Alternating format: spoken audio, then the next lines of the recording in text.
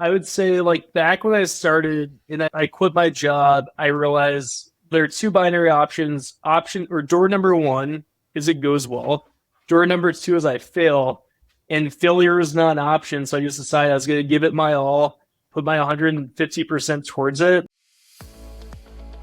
Welcome to the FlyWheel Effect, the podcast where ambition meets expertise in the world of luxury home services. Whether you're an entrepreneur, a small business owner, or a forward-thinking professional, this is your platform for growth, profit, and prosperity. Each episode, we dive deep into how to leverage data for smarter business decisions and share insights that help you transition from technician to visionary. Let's jump in. It's been a 2 years, a little more than 2 years out in the marketplace, and is already going to pass $100 million in loan serves. Matthias is just a hustle monster. Matthias, how are you doing today? Brent, first and foremost, definitely appreciate you having me on. It's been a good day so far. Spent the last weekend watching old guys play golf at a PGA Cup Senior Tour event here in the Madison area. Saw John Daly, Matt Ryan, former quarterback of the Atlanta Falcons, Michael Phelps all play golf, and I've just been out here grinding today. So started my day with a 6:30 workout, and then working on deals to get them across the finish line. Matthias, 6:30, that feels like you're slacking. I figured you were a 5 a.m. guy. Yeah. 5 a.m. was when I woke up. 6:30 was when my workout started. All right, great. Matt, how are you doing today? I'm doing amazing. I actually had a late workout myself, so I did a 6:30 workout this morning. It was about an hour later than I expected, but feeling amazing and super stoked to learn a ton today. It's all about the 5 to 9, right? That's what the world's about. All right, Matthias, we've known each other for, I don't know, year and change. Met each other over Twitter. We haven't in person, but it's been fun watching your journey on Twitter or X from a SBA bank closer where you were trying to be active and aggressive and got a little bit shut down. What happened there that caused you to leave and form Pioneer Capital Advisory? Yeah. Just quick background myself, Brent and Matt, and again, thanks for having me on the pod. So worked in the SBA lending space back starting in March of 2015. Onwards through to May of 2022, not specifically in order. Spent time working at Live Oak Bank in their ETA search fund lending division. Was there for 6 months back in 2021. Worked at Byline Bank, another top 10 SBA lender, for 3.5 years before and after Live Oak Bank in their generalist SBA lending division. And then 2 other banks based in Wisconsin. One based in the greater Milwaukee area called Bank 59, formerly known as First Bank Financial Center. And the last bank I was at was a bank called First Business Bank, based here in the Madison, Wisconsin market. And so to your question, Brent, what led me to leave banking to start Pioneer was the last bank that I was at, First Business Bank in Madison. I got intro to the SMB Twitter space the day that I joined that bank in March of 2022 from an attorney that I used to work with at Byline and Live Oak Bank named Scott Oliver. So Scott reached out to me on LinkedIn and said, hey, here's a space on Twitter of all these buyers looking to buy small to medium-sized businesses. You should join this space and network with these folks to put content out there and educate them on how to go through the SBA financing process. So I started pounding the drum on Twitter, putting out content on business plans, projections, debt service coverage, sources and uses, explaining to buyers how to use a home equity line of credit to keep their house off of the SBA loan. And long story short, halfway through my time there, I made the mistake of retweeting a tweet from my bank, at which point my head of marketing that ran the bank's Twitter account caught wind of my Twitter presence, read through my feed, wrote to my bank, said compliance. They reached out, wanted to talk to me. Essentially, their ask was for me to run my stuff by them first before posting it, which I disagreed with, so I just kept doing my thing, kept sending leads to the bank, got to my 2-month review, and basically got told by my boss that I was doing good at my job, but I either had to quit Twitter or stop posting about banking, SBA, and acquisitions unless I wanted to run my tweets by them first for compliance purposes, because there was a concern from upper management that if someone's deal went sideways, it would come back and cause problems for the bank. Around this point in time, I was observing from afar firms that were starting out on the buy side, helping these buyers in the M&A space, like S&B Law Group. There's another guy down Dallas, Texas, Connor Bean, that owns a firm called Scalable CFO. So I was thinking to myself, right now there's all this interest in entrepreneurship through acquisition that I just saw having a snowball ripple effect through Twitter. And so I thought, having all this SBA knowledge, why not help some of these buyers go through the process and implement my distribution on Twitter, coupled with my knowledge of the SBA financing space, with the fact that banks will pay finder's fees to firms that send deals to them. It's a forge of business doing this. So shortly after this 2-month review, this is middle of May of 22, quit my job to go off and start Pioneer. And that's great. And you've been on a sprint ever since. It's been like it's been a sprint or marathon. Pick your analogy here, Brent. Just honestly working many hours a day, probably more than is humanly sustainable to just keep things going. Yeah, I think you're at your VO2 max, but it's a marathon VO2 max, not a sprint VO2 max. Because I think you've grown, and I've been impressed with what you've done on Twitter. And I think one of the two reasons I wanted to have you on this podcast. Two, I love your knowledge and how you share about the SBA process. Two, the way that you've grown Pioneer from 0 in 2 years to where it is today, where I think you're going to do $100 million of loans in this year, is a testament to your hustle and dedication to following your process. And as a small business owner, which you are one, kind of understanding that this is not a game for the meek, I think is a really important lesson. What gave you the drive to really go after this as hard as you have? Yeah, so honestly, Brent, I would say like back when I started and I quit my job, I realized there are two binary options. Door number one is it goes well. Door number two is I fail, and failure is not an option. So I just decided I was going to give it my all, put my 150% towards it. And if it didn't go well, I could say I knew it.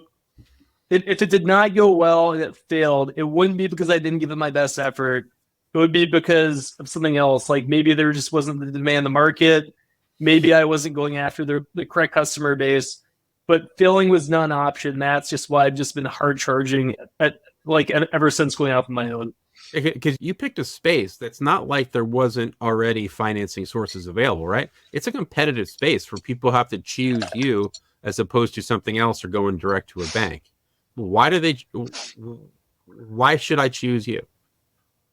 Yeah, so to your point, it definitely is a competitive space. There are lots of banks out there that are very well known that serve this space. You have Live Oak Bank, First Bank of the Lake, Byline, Huntington, many others. The value proposition of what I bring to the market is one, knowing what different types of banks want to finance different deals in the SBA space based on the industry, what type of business it is. Is it project-based revenue? Is it recurring revenue? Does the buyer have direct industry experience?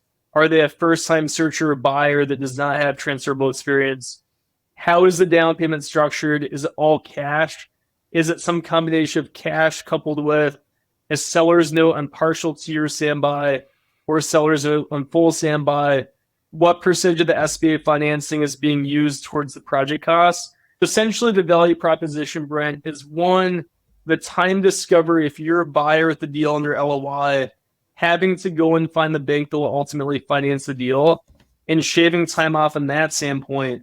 And then adjacent and parallel to that is helping you prepare to go through the SBA financing process, knowing what all is needed to have a complete file to present to the bank and how to pitch it correctly, especially if you're a first-time buyer that's never gone through this before. And then parallel to that, or dovetailing off of that, is with things like the business plan, the projection, helping you as a buyer know what the bank will want to see in there so that you're covering all the bases and covering things such as competition, what you bring to the table, what changes there will be or variations to the organizational chart after you buy the business, and really making it make sense for the bank. Why are you the right person to run the business? So some of those things where, if you go on Google, you find the list of the SBA lenders, awesome. You don't know until you reach out to them, is your deal the fit for that bank? If that makes sense. Now, Matt, you've gone through the SBA process as a buyer, I believe. Did you find it an easy process, or did you have difficulties that you encountered along the way? Yeah, I've actually been through the process mostly as a seller.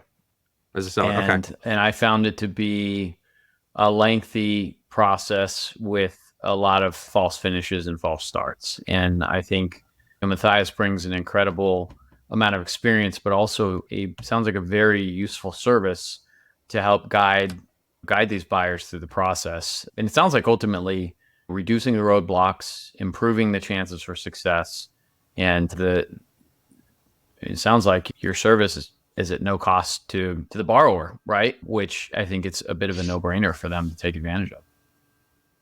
Yeah, correct. Yeah, so the way it works, Matt, is I get paid by the bank after closing. So correct on that point.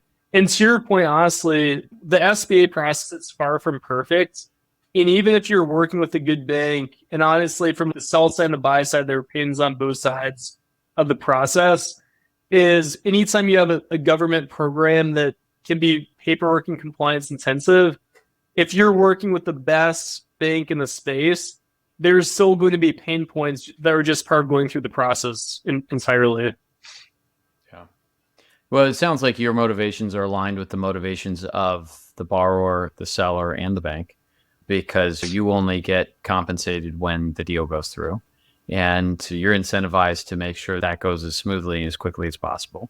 And I think everybody else benefits from that as well. So I think it's very interesting. And one of the things that's come up lately, we touched on this earlier before the recording, was that there's a lot of home service businesses that are aging out. The owners are looking for an exit strategy. And I know that you've worked with a lot of different home service businesses. So maybe talk a little bit about some of the deals that you've done in the home service world, and what are some of the lessons learned potentially for those owners who are in a position to be thinking about an exit strategy?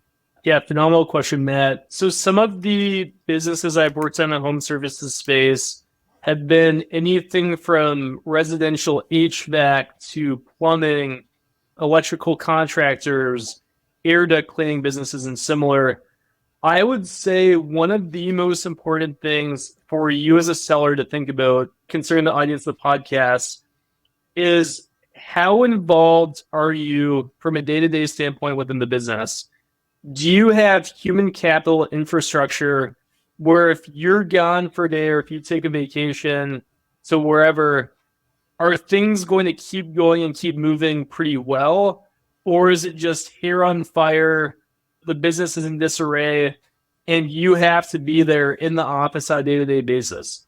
Those types of businesses in the later camp where you have to be super hyper involved, those are both hard to sell from a valuation standpoint, because if you're the buyer looking at it, you as a seller individually very much are the business, and it's hard to unmirror the two of you together. Whereas if you have a GM, field techs, an office manager, people in the business, where it's more, you can step away, you can go play golf for a day or two, and things are not in complete disarray when you come back. Those are the companies that, one, buyers want to buy, and second, the banks want to finance. So that'd be my first word of wisdom. The second thing is when it comes to the financials for the company, the stability of earnings is very critical. So to the extent that you can keep earnings stable, which is obviously harder done than said, but side comment there is not running personal expenses through the business to the degree possible to keep financials clean.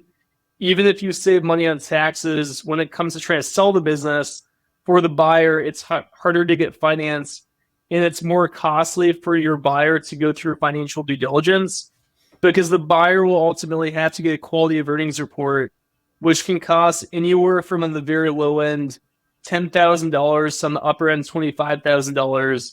And it creates more uncertainty on the buy side if your buyer is looking through the numbers and they are able to determine before submitting an offer to buy your business, is this something that a quality of earnings report or a quality of earnings firm will even be able to validate based on how murky these financials are? And more often than not, Matt, what I'm seeing is lots of deals where the whole underwriting hinges on proving out these personal expenses that are being run through the business, and it just makes it very challenging to sell. And so that's one piece of advice I give sellers is one, think about how involved you are in the company. What can you do to build systems from a human capital standpoint so that the business doesn't hinge on you? And then second is trying to think about, should some of these personal expenses just be run personally, not through the company, to make numbers look good for the point in time you decide to sell?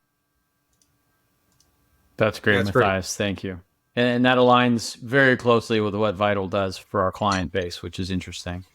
And in your perspective, how much of a history? So if somebody's listening to our podcast today and they recognize that they want to make an improvement in those two areas, how much of a history are you looking for? Is that 3 years of clean financials and being able to run the business without the owner? Is it 2 years? What does that usually look like for you? Yeah, so my thought from what I've seen recently, Matt, is at least 2 years. I mean, 3 is obviously better than 2. Most banks want to see a trend of at least 2 good years of earnings. So let's just say hypothetically that you're a business owner watching this podcast.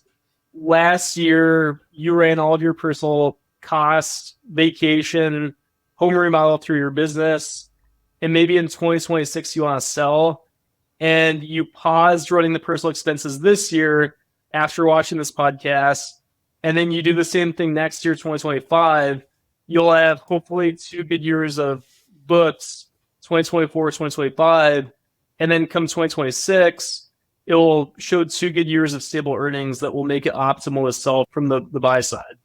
Yeah, that's what you just said is actually, when you think about it, what most people forget is if you want to sell a business, it is not sell it tomorrow. It is 2, 3, 4 years to position it properly and to go through the process of the actual sale, right? It's a time sink. Make yourself ready now and deal with it properly later.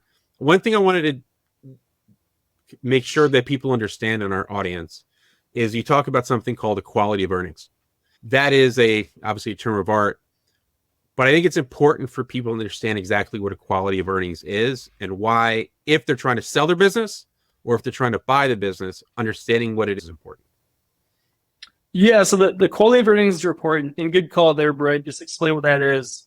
The way that I would describe it is it's a very in-depth financial due diligence report that's a combination typically of a Microsoft Excel workbook coupled with some PDF narrative. And more or less what it is, it's an accounting firm or similar that's going through all of your financial books and records, vendor reports, bank account statements, general ledger accounts, and similar to prove out the quality of earnings of your business. So they're matching up the P&L statements, the income statements, the tax returns that you're providing to the buyer into the bank for underwriting with the actual income that's hit your bank account. One, make sure that there's no fraud going on in the financials.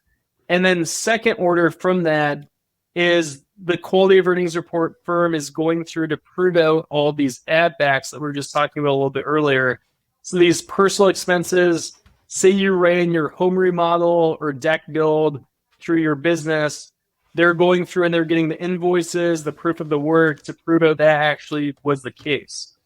And so essentially from the buyer's side, and this is good for you to know as a seller if you're watching this, her perspective is if there's a difference between what's marketed in the broker listing when your broker brings your deal to market versus what's actually what the actual true earnings are of the business, most of these more sophisticated buyers now more frequently will want to get a valuation discount, meaning that they want a lower purchase price for the business due to the difference between what's actually advertised versus what's revealed in the quality of earnings report. Another reason that buyers are getting these quality of earnings reports is businesses where there's lots of working capital that's needed to run these companies. So for example, generally with residential home service businesses, you don't have the biggest of working capital needs, but let's say like a sign manufacturer company where there's work that gets done to make the sign and there's payment that doesn't get received until 30 or 45 days after the job starts. There's operating costs involved in running that business the whole time from the time the work starts to the time they get paid. And so essentially the working capital analysis gets done as part of the quality of earnings report to help the buyer determine how much cash do they need in this business to run it day of closing. And a lot of times these buyers will ask you as a seller to leave a certain amount of cash in the business to help make sure that you have enough gas in the tank, metaphorically speaking, to run it at the point in time they take over. Right. And you get sellers who say, hey, you got to pay me for my business and I get to keep all the cash and receivables. Right. Yeah. I've come across many of those. Yeah. All the time. That's interesting. I'm glad you colored in the lines for us there. One of the things I think that comes up frequently in home services is revenue recognition. And especially in a project-based environment, revenue recognition can happen in one of a handful of different ways, right? It can happen when the cash is received. It can happen when the project's completed. It can happen as the work is done. And the quality of earnings reports become, in my experience, much easier to execute when there's revenue recognition monthly based on the work that's completed. So do you have, when we look at these home service providers, do you have some suggestions on revenue recognition best practices so that the due diligence process is smoother and the quality of earnings reports are more accurate? Yeah, so as far as revenue recognition goes, I guess really the only words of wisdom I have is most of the time the internal financials for these companies will get done on an accrual basis to make the numbers look better from a banking lending standpoint. And then the actual tax returns will get done on a cash basis to make the earnings look lower to save on taxes, which is obviously the prerogative of any business owner, just since it makes sense. I would say to the degree possible in the broker listing and when you go to market as a business owner, making it make sense on the difference of the cash to accrual. So having your accountant put together some sort of narrative, perhaps that goes into the broker listing, because generally speaking in the SIM being the confidential information memorandum that goes to the buyer that the broker puts together, most typically they'll only include the book numbers because most of the time the tax returns will be sent to the buyer after the deal goes under LOI. So what I would say to you as a potential seller is if you have a difference between the accounting method you're using for the books versus how you're doing your taxes. For example, if books are done on accrual and the taxes are done on a cash basis, having some type of accountant memo maybe to accompany the SIM so that it makes sense to the buyer why there's a difference between the two. I don't know if that helps with the question. Yeah, that's great. And I think that underscores what you brought up earlier, which is the fewer surprises that happen between the LOI, which is the letter of intent, the signing of the LOI, and due diligence and ultimately the completion of the deal. The fewer surprises along the way, the less chances that the seller is going to have to discount the purchase price, but also the more confidence the buyer is going to have in the deal, and the bank's probably going to have the deal, right? Yep, completely. Any differences post going under contract, and I'm just saying going under contracts in case any potential sellers watching this aren't familiar with the terminology for LOI, which stands for letter of intent. Any surprises post going under contract are not generally received well, especially by first-time buyers. And an adjacent archive-related comment to that is if the deal barely works based on the financials that were presented, any surprises just become difficult because sometimes it will be viewed as you're hiding something even if that wasn't the intention. Most of the time, the surprise might be that you're giving them tax returns for the first time that you wanted to withhold, potentially rightfully, because you don't want to be sharing your taxes with every single buyer that's reaching out to look at your business.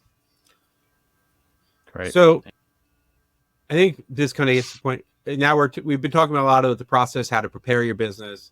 One thing I also find is a lot of business owners think their business is worth more than it may be on the market. What today are you seeing as multiples, and multiples of what?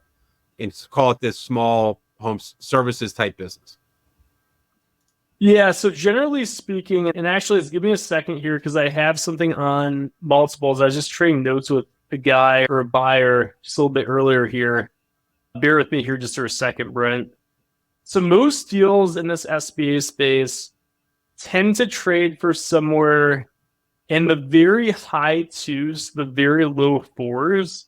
And the exact multiple depends on a combination of one, the specific industry. So the more highly sought after industries, as you'd imagine, like HVAC or plumbing and some of those, tend to trade for a little bit higher. And then also based on the earnings, EBITDA, STE size. So the higher the EBITDA or the STE, the higher the multiple. But let's just say, for example, HVAC, I'm looking at this report now that's from August of 2022, where these HVACs are trading for 2.7 times on SDE or 3.7 times on EBITDA. I would say the inflection point when multiples go above 4 is normally when the earnings are close to or above $1 million. And then the multiple just jumps a lot. I don't know if that helps, but generally 3 to 4 is a pretty good proxy. There are some resources out there that you can pull multiple reports on too as a buyer or seller.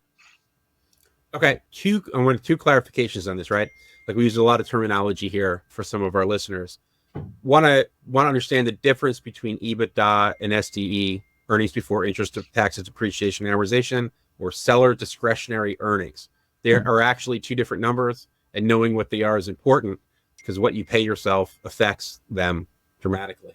Second, you mentioned one thing is how, say, $1 million of earnings is one price, and then going forward might be a different price if you're earning 2 or 3 million. Understanding the difference, those two questions I think would be really interesting for our listeners to understand. So the first question, as I understand, is what is EBITDA versus SDE? Yes, exactly. Yeah, so SDE essentially is the true cash flow of the business that you're buying. And what type of earnings can you as a buyer expect to step into as the new owner of the company?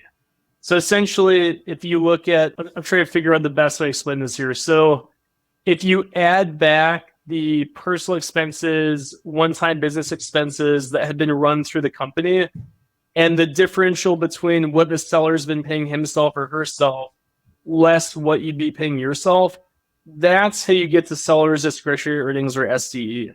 So that's essentially the day one cash flow that you as the buyer are stepping into, or that you as a seller are turnkey or handing off to the buyer that's buying your company. EBITDA stands for earnings before interest, depreciation, taxes, earnings before interest, taxes, depreciation, and amortization.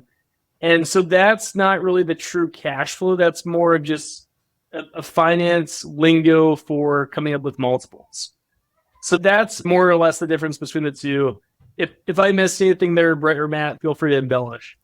I think one thing to understand in that is how we treat the seller's income. Because I think business owners look at their business, I made $1 million in this business. Reality, you have to assume that to replace your work is going to cost $300,000 of salary. So really you made $700,000. I think that differentiation on the SDE is something that is important and underappreciated. Do you see that, Matthias? Yeah, in all honesty, I think SDE is really the best metric to value companies because there's a lot that goes into it, whereas EBITDA is kind of more, I think it's more useful up market than in this at SMB's small to medium-sized business land, from my perspective. Matt, when you sold your business, did you use SDE as a metric? Yeah, that was both of them actually. Well, I should say my security company was primarily an asset sale on the value of the contracts, but my custom integration business was SDE. And what we found going through that process was it takes some time to find all those add backs. And as a seller, the clearer that is up front, the easier that conversation becomes. Just like what Matthias said earlier, it's that you have to have clarity on these things. And if you're going to run business expenses through or personal expenses through the business, just make sure it's not all mixed in there in a way that it's hard to pull out later. Make sure it's fairly clear. So that was my experience in that. Yeah, SDE is definitely I think, a more legitimate way to look at it, especially when there's a replacement cost for any of the work that you're doing. So second question was more around valuation, where you're talking in this 2 to 4 range. And I think you identified that's mostly to up to $1 million of earnings. So that would be so just to clarify there, high 2s to low 4s, not typically 2 to 4. okay. So high 2s to low 4s, about a 1.5 point multiple range. That's through businesses making up to about $1 million, which is a $3 to $4.5 million enterprise value. What happens when you jump over $1 million on valuation? Yeah, great question, Brent. So typically, once you go over $1 million of earnings, the valuation, and again, this depends on the industry specifically and the market demand. It typically starts to be either in the high 4s or something starting with the 5. That's generally what I've seen. And the specific number, I would say, for anything that's recurring revenue in nature or anything that's highly sought after, think HVAC, home healthcare, industries of those, for example, those are ones that will typically start with the 5 most often. One thing that impacts the valuation, of course, is the stability of the earnings. If you have a company that's been doing $1 million of EBITDA pretty stably year over year, or it's been growing at a marginal clip, those are going to trade for a higher multiple. And when I say multiple, I mean specifically the number that you're multiplying by the earnings to arrive at the valuation of the company, compared to businesses where they've had a big jump. For example, I've looked at a deal recently where earnings went up 3 times what they were in the prior year. Those businesses, for example, you aren't going to assign as high of a multiple to them due to the fact that there's less stability, and you don't know if the earnings might revert back to what they were in the prior year. That's great. I think the other component when you're thinking about these multiple valuations is these are just the businesses that sold, right? And if you look at home services or these small businesses, the vast majority of them don't sell, they just close down, right? So these are actually the best of the best and most valuable, where the majority of businesses are not worth even that. Yeah. And get back to one of the prior questions that you asked towards the beginning of the podcast on how to get, if you're a potential seller, current perspective, what should you be doing to really prepare for sale, is think about, one, how stable are the earnings of your company? If it's very project-based, do you have a big backlog going on? Like residential roofing, for example, versus HVAC, you're going to have more recurring revenue because people are always going to need to get their HVAC unit service, at least routinely in most areas. So the more that you as a seller can take yourself out of the day-to-day operations and be more strategically or financially kind of oversight involved versus being the person turning the wrench, the more of a going concern or enterprise you're going to actually have to bring to market, and the more appealing it's going to be to prospective buyers. For example, if I'm Bob or Jane, the searcher meaning buyer, that wants to buy your business, and if one of the first questions I ask the selling broker that's representing the sale is, how involved are you as a seller in the business? And the answer I get is that you're there 10 hours a day, every single day, out on field sites and this and that, I'm going to be scared away from buying your business.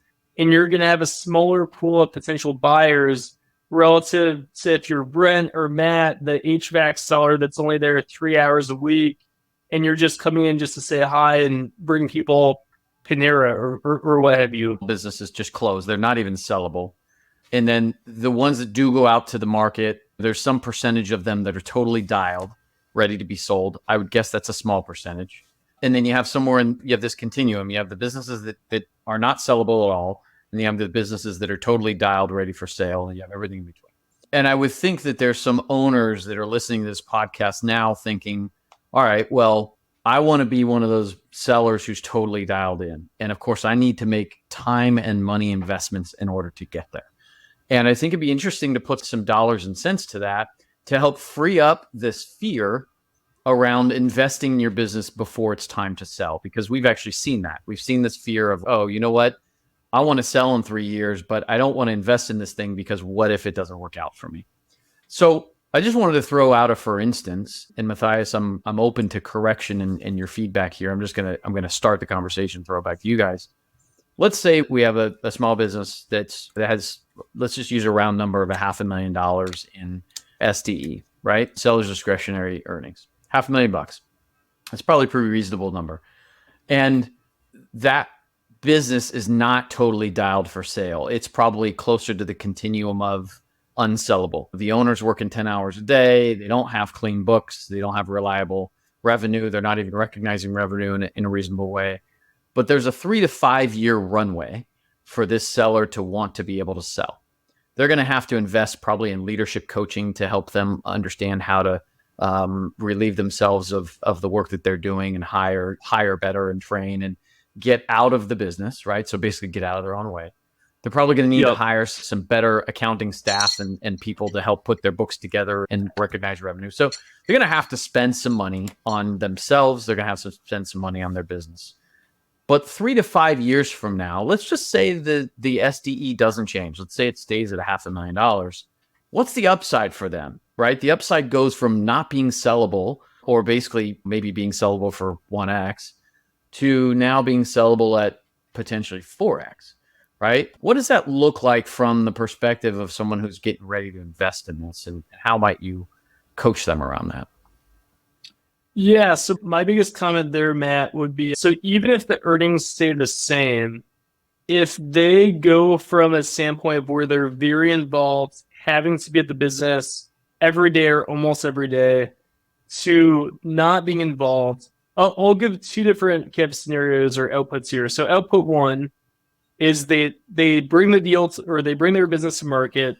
They decide that they're going to sell. In that specific kind of outcome, they're going to command a higher multiple due to the fact that they're not as involved. To your point, 4x or somewhere in the mid to high threes versus a 1x or maybe somewhere in the ones. And putting some numbers on that, let's say the business is doing $500,000 in earnings.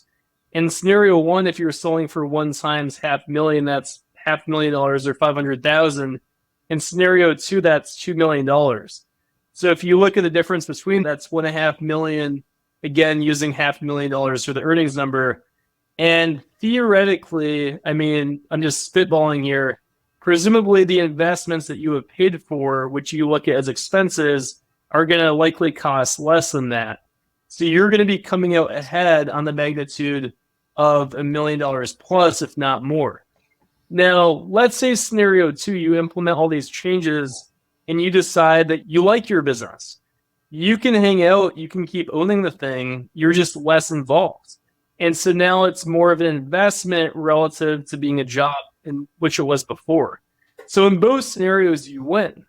You put some money in and you get something that's better and something that's more chugging along and less you having to be there every single day. That makes perfect sense. And the way that you explain it seems like a no-brainer. But yet, we see pretty regularly in our work, and maybe you in your work, where people don't make those investments or there's some block. What do you see as the biggest block for them in moving forward in implementing these changes in their business?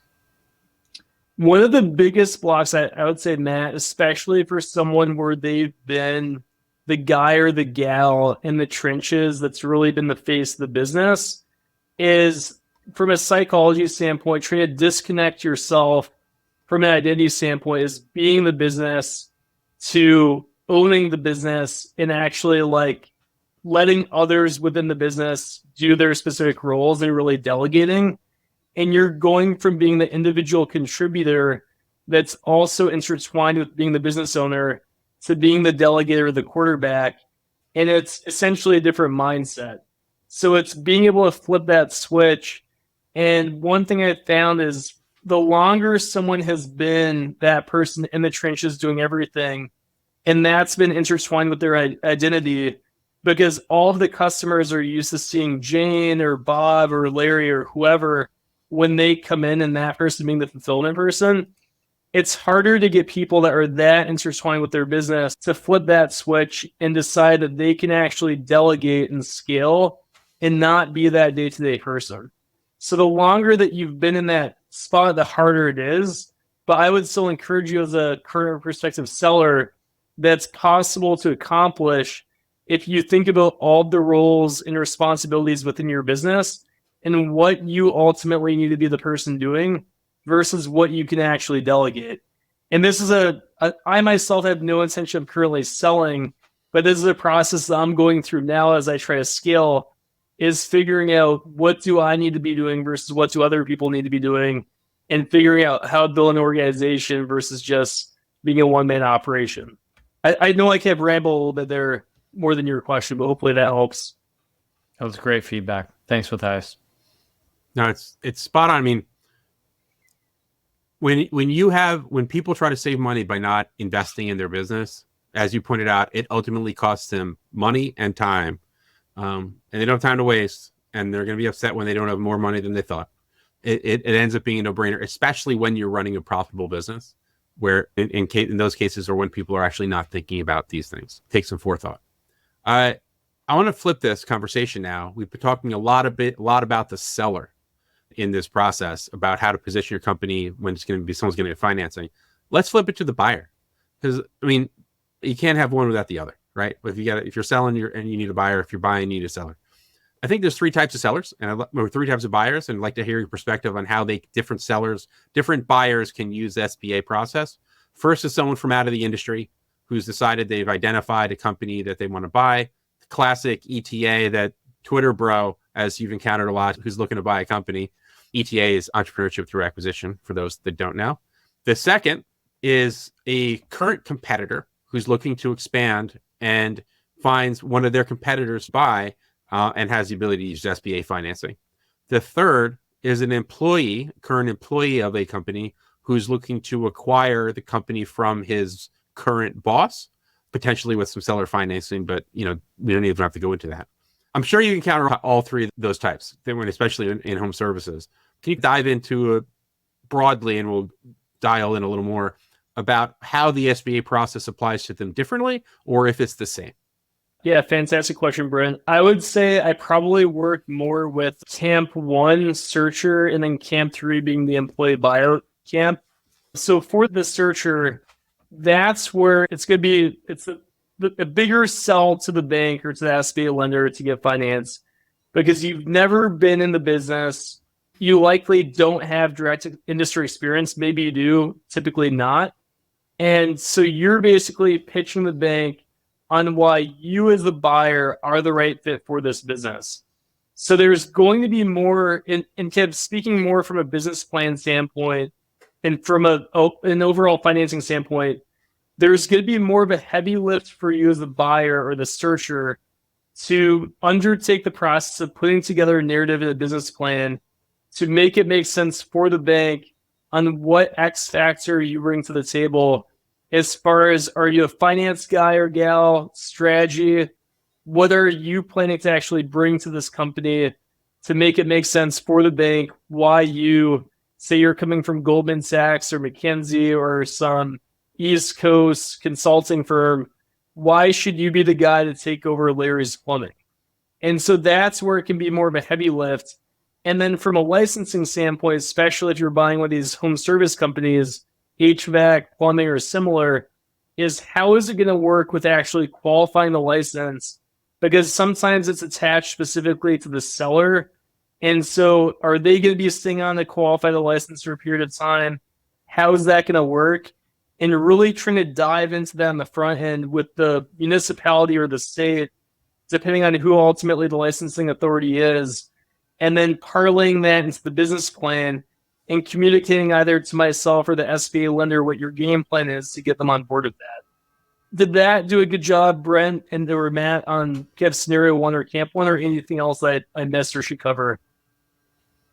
No, it's good. It's a matter about pitching yourself properly so that they're comfortable with you as the buyer. Now, scenario 3 is something completely different.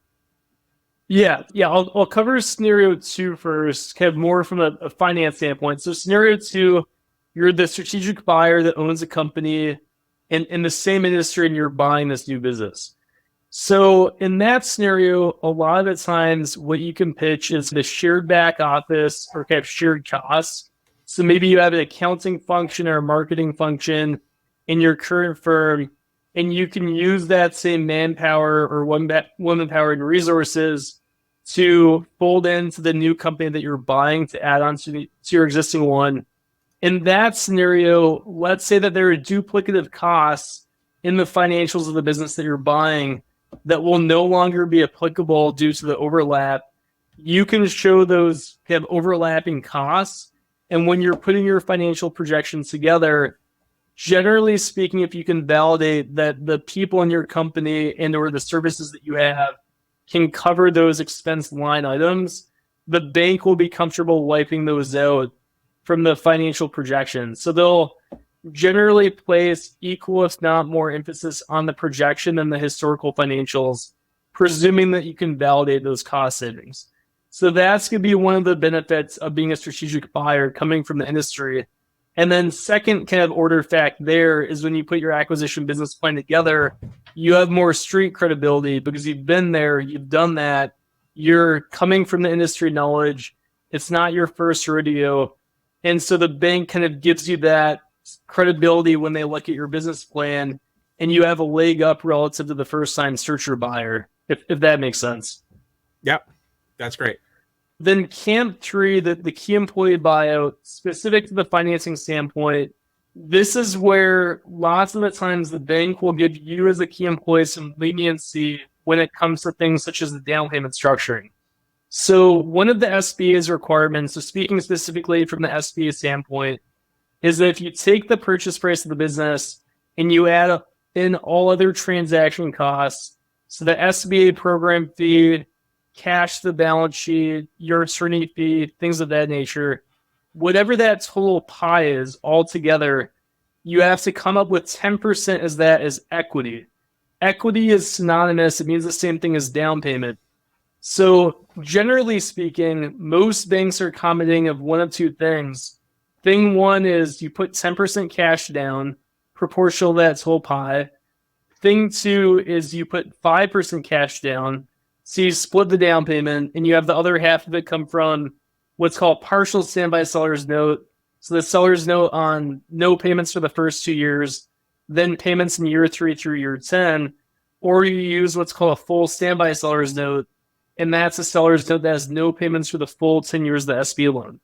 Now, last year in 2023, the SBA changed the guidelines to give banks the optionality that if you have a seller that's doing the full standby for the full 10 years or the partial standby, that can count for more than half the down payment.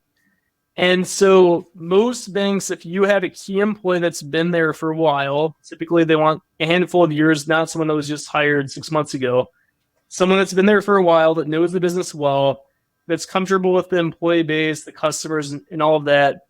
Most banks are fine with the key employee putting no money down if the seller is willing to do the full standby or the partial standby. So from for either one, either partial or full, it could be zero money down. Correct. Yep, partial or full. So that's the big leg up that you have as the key employee, is banks will generally be accommodating of that structure, at least the banks that I work with at Pioneer Capital Advisory. They'll be accommodating of that structure, whereas if you're the first-time buyer, they'll want to see at least half of the down payment come from cash. The other leg up that you have as the key employee is when it comes to writing the business plan, you're going to be able to write it in a more intelligent and better, crisper way due to the fact that you actually know the business and all the ins and outs, and you aren't simply putting it together based off of the information the seller is giving to you and what you have in the broker listing. So you can put together a more intelligent pitch to the bank relative to the searcher buyer or even the strategic buyer, because you're in there in the weeds and you actually know if the sync knob is loose and what actually makes Janet tick and want to come into work every day, whereas the searcher buyer does not know that. I don't know that, and the strategic probably does not know that either. So what you said, something that's really important for people who work for a company and would like to buy out their boss. They actually don't need a single dollar out of their pocket to do this transaction, right? Yeah. So they do not need to have any money out of their pocket to do the transaction if you're a key employee. But that's assuming the seller's willing to do the full standby or the partial standby. Right. If they are, then you have to come up with 10% cash. But I think that the critical part of that is a lot. I know you talk to employees of businesses making okay money. I mean, maybe they're making 80 grand, right? Doesn't mean that they're making $250,000 and they have to pay for their life. They have the ability to be a business owner without spending a dime. I mean, there's a catch, right? The catch is the personal guarantee, right? Which we haven't talked about at all yet. You can be a business owner for essentially nothing other than your guarantee that you're going to pay that bank back. Technically, there's a blood, sweat, and tears that goes into the SBA financing process. If you're going through this on your own, or just in general, it's not always the most fun process. But yeah, to your point, you technically can put no money into the deal. And I think that catch is important. For those that don't know, all SBA loans require a personal guarantee from the borrower, right? That you are putting your savings, potentially your home, there's a way around your home, as you've talked about many times, and the rest of your earnings up as collateral. And the bank wants to know that they're going to get paid back, and this is their way to give them some security, and that's going to happen. The personal guarantee, I'd like to go a little deeper, the psychology of it. What is your thought about the personal guarantee and how it plays into how buyers look at companies to buy? Especially that, I think, and I really want to know about that. Talk about searchers, but I think more importantly, that number 3, that's someone's in the industry who's looking to buy a company and get their feet wet. Yeah, so my 2 cents on the personal guarantee, Brent, is it encourages buyers to look at companies that they know have strong stability in the earnings and ones that are less of a half-court shot. And this is actually a good segue here. I put a tweet out today, and this was something I found from the SBA's. It was from Ben Tiglar, who's a guy in Twitter. It was about SBA charge-off rates. So basically, what percent of these businesses are defaulting? And honestly, so last year, so 2023, it was 0.09% of the SBA regular program loans went to default. Now, back to your question of the personal guarantee. Unfortunately, some of these deals go sideways. The bank has to get paid in one way or another. And my impression, my understanding is the reason the SBA loan program has a personal guarantee is they want buyers to be laser focused on, one, buying good businesses and not taking speculative bets, but also there needs to be some kind of checks and balance due to the fact that the SBA is backstopping 3/4 of the loan amount. So they want the buyer to have some economic skin in the game outside of capital that they're just putting towards the deal. That's my spiel on the personal guarantee. Matthias, can you walk, this is something a little bit of a black box for everyone, for a lot of people. What's the structure of an SBA loan? What does it actually look like? Yeah, so the structure of the loan budget for the deal or the actual loan itself? I would say both. But when someone's saying, "Oh, I can get," how do I get a loan for this business? How does this work? What are they going to give me? What's it going to cost me? Yeah. Is it going to cause me to go bankrupt in 3 years? It's all of those thoughts that are really driven, I think, by just a misunderstanding of the process. Yeah. So if you're buying a business and there's no commercial real estate involved, so it's just the business assets or the goodwill, it's always going to be a 10-year term loan, fully amortizing, so meaning the loan payments stretch over 10 years. If there's real estate involved, it gets a little bit more complicated, so I'll just set that to the side. So you have to put 10% down, and that can come from either the cash from you as a buyer and or investors, or you can utilize either that full standby seller's note that I referenced earlier. So seller's note with no payments for the full 10 years, just accruing interest, or a seller's note that has no payments for the first 2 years, and then payments in year 3 through year 10. Now, generally speaking, most of these deal structures, Brent and Matt, I've seen, it's the bank lending up to somewhere in the neighborhood of 80% of the total uses of funds. So you take the purchase price of the business, you add in the cash to the balance sheet that gets financed into the project, then you add in your attorney fee, your financial due diligence costs, the bank closing costs, the SBA guarantee fee, which is analogous to private mortgage insurance premium, but for an SBA loan. And most of the time, the bank will finance somewhere up to about 80% of that total.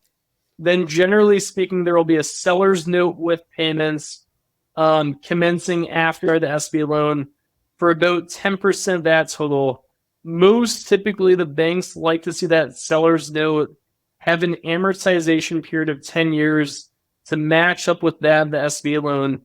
And you could have a balloon, say around year 4, year 5, which means that at whatever point in time you park that balloon, whatever the outstanding balances of the SBA loan all comes due at that point in time. And then that last 10% is coming from either the cash for the down payment from the buyer and or investors, or a combination of the full standby seller's note or partial standby seller's note and cash. And generally in that circumstance, it's split 50-50, half cash, half full standby or partial standby, if that answers the question. Yeah, that's laying it out is specifically what it is. Layered on top with a personal guarantee and with an interest rate that is typically below what you can get just on the regular market, if you can get anything at all. Yeah. So typically, most of the time, the seller's note interest rates I've seen anywhere from 5% up to 9%. I mean, it depends on the sophistication of the seller and how sophisticated the seller counsel is. Some sellers will try to tie their seller's notes to the prime interest rate. More rare and infrequent, but I've seen that before. And then these SBA loans are typically the prime interest rate, which as of the time of this podcast is currently 8.5%, plus a spread over prime. The maximum allowable spread being 3% over prime, which would be 11.5%. But most typically, I would say on deals, often I see between prime 1.5 to prime 225. So between 10 to 10.75 for a good deal. It's possible to get lower if you're a very creditworthy buyer with a very good deal. And then on the reciprocal, if you have a crappy deal, meaning minimal cash flow, and you have bad credit and another not good factors, would be on the upper end. That's great. Now, I've heard you mention business plans a while. You actually have a separate business about business plans, Matthias, I believe, right? That you just launched? Yeah. Yep. So there's a different business that I have that has, it's called S&B Business Plans. Launch it back in February. So I have an operating partner. His name is Joe Sommer, based in Chicago, comes from a venture capital background. He's my fulfillment partner. And so essentially the S&B Business Plans company, Brent and Matt, what we do is Joe writes the business plans for acquisition entrepreneurs that need a business plan, that don't want to write it on their own. And essentially my thought process there is lots of the time when you're a buyer going through a deal, you don't want to have to do things that don't pertain to the M&A process because you want to be more dialed in, more focused just on buyer-seller negotiations. And so we give people the option of taking out their plate. We'll write it for them. And it's $2,500 currently. We have an option for business plan projection. We're playing with the pricing there based on how involved the deal is. But it's a sister company that operates parallel to Pioneer Capital Advisory, but it's completely arm's length, meaning that if someone's not working with me on the debt, they can work with us on that venture. I myself would be completely uninvolved.